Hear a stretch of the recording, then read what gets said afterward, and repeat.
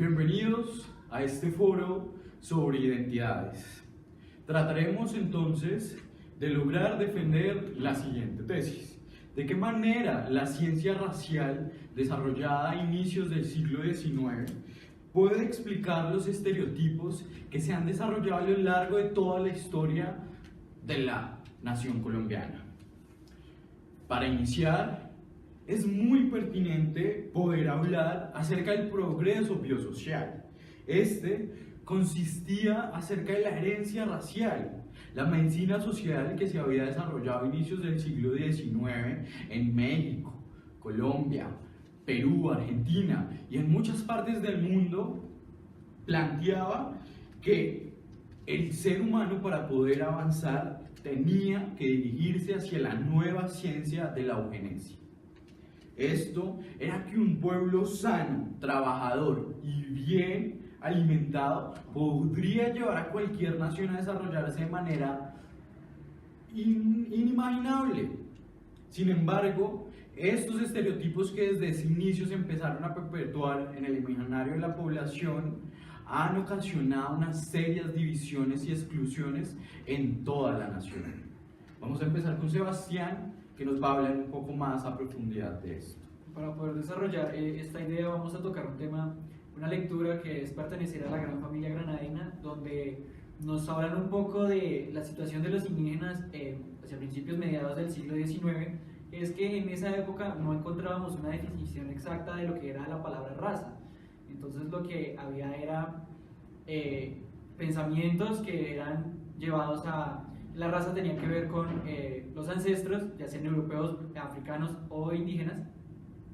Los últimos dos pues han sido segregados por toda la historia, y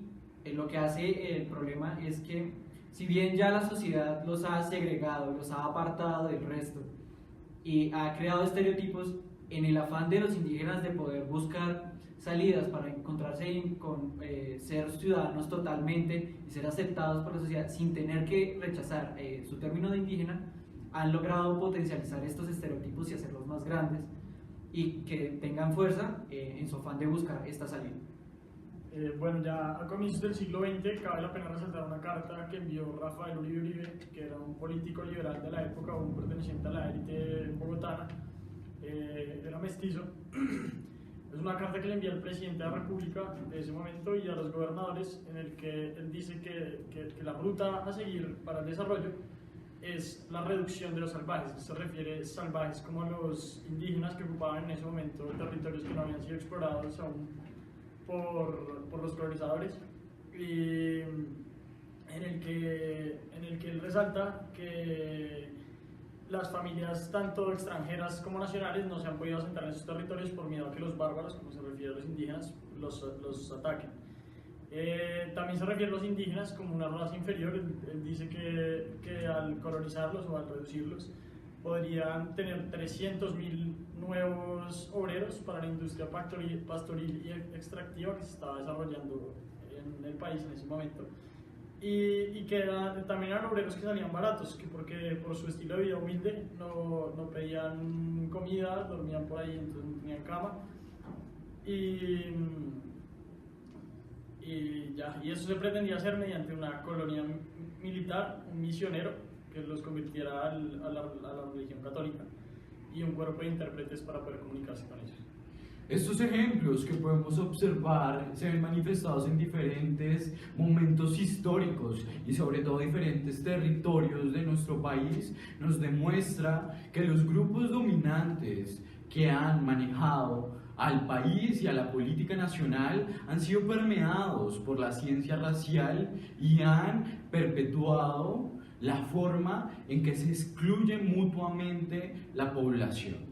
De esta manera también podemos observar el ejemplo de Laureano Gómez, quien era un dirigente muy reconocido del siglo XX del Partido Conservador, con unas ideas sumamente radicales. Él planteaba en una conferencia acerca de los interrogantes sobre el progreso en Colombia que los trópicos, el Pacífico y ciertas regiones con unas características específicas no podían proporcionar las capacidades suficientes a la población para que ésta se desarrollara y tuviera la posibilidad de generar progreso en el país. Esta visión limitada y bastante excluyente, eugenésica de Laureano Gómez ocasionó que se perpetuara en el imaginario de todos los colombianos que en la costa habían personas menos aptas para el progreso, que en el Pacífico habían personas inferiores, y por lo tanto esta configuración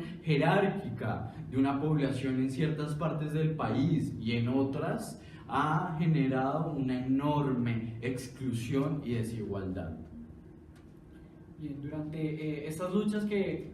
lleva a cabo el pueblo indígena en su afán de aceptación, en términos de ser ciudadanos completamente de la sociedad colombiana,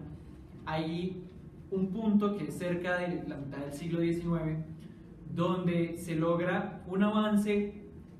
que, si bien ayudó a cambiar algo el imaginario de la sociedad, terminó segregando al pueblo nuevamente. Fue el hecho de que para la Constitución de 1843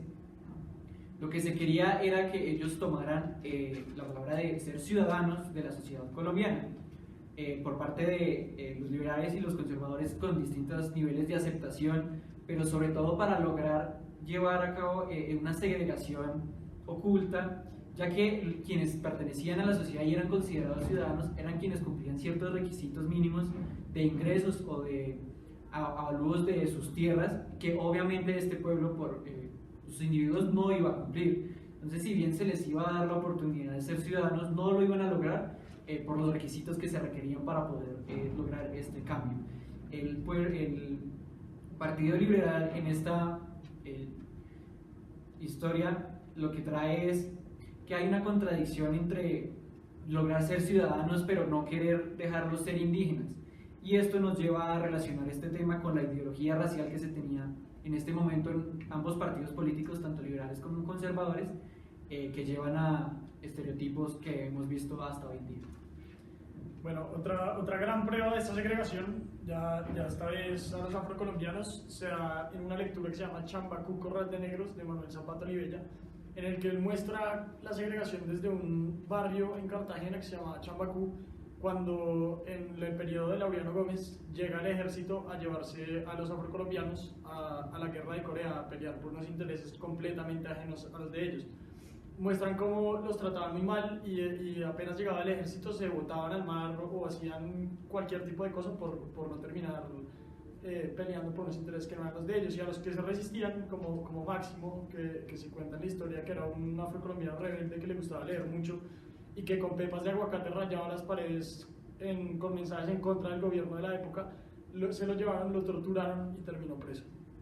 Para concluir, valdría la pena resaltar que estos estereotipos predominantes bajo los grupos que han gobernado históricamente a Colombia demuestran cómo